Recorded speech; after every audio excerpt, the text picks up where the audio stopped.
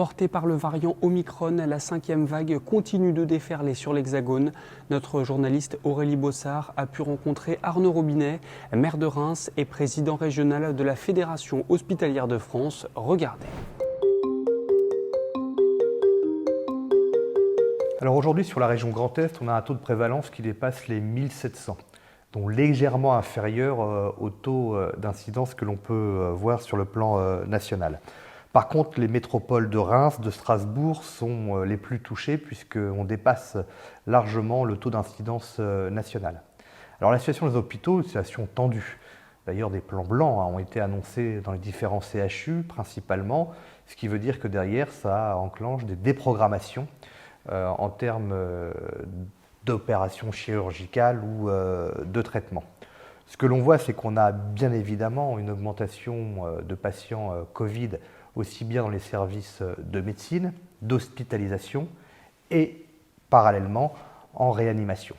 En réanimation, c'est à peu près 15 patients à Reims, c'est également 10 dans l'Aube, au CH de Troyes. Donc on a une augmentation du nombre de patients, bien évidemment, en réanimation.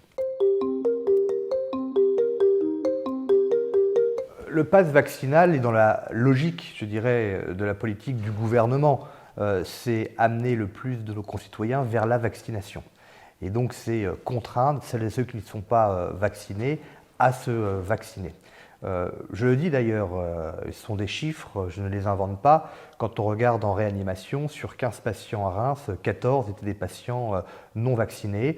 À 3, sur les 10 patients en réanimation, 10 patients non vaccinés. Et dans les Ardennes, 80% des patients en réanimation sont des patients non vaccinés. Ce sont des chiffres, c'est un fait, je ne les invente pas. Donc le pass vaccinal a cet objectif de contraindre, en tout cas de sensibiliser nos concitoyens non vaccinés à se faire vacciner. Moi j'y suis favorable parce que je reste persuadé que c'est la seule façon dont on pourra se sortir de cette épidémie. Bien évidemment, la vaccination n'empêche pas la transmission du virus. Par contre, ce sont des formes légères et ça prémunit des formes graves. Si on veut, je dirais, ralentir, voire faire disparaître la propagation du virus, il n'y a qu'une seule solution, c'est le confinement qui n'est pas d'actualité et bien heureusement. La situation elle est différente parce que d'une part aujourd'hui on a du recul et je le dis, gérer une crise d'une telle ampleur, que ce soit en France ou dans d'autres pays européens, c'est très très compliqué et que s'il y avait une solution miracle, les pays sur la planète l'auraient appliquée. Aujourd'hui on a à faire face, et notamment en cette période de fin d'année, début d'année, à une double contamination. Quand je dis double, c'est qu'il y a deux types de variants. Il y a le Delta qui est toujours présent et le Omicron qui, lui, se développe, même s'il est aujourd'hui majoritaire chez les patients testés positifs.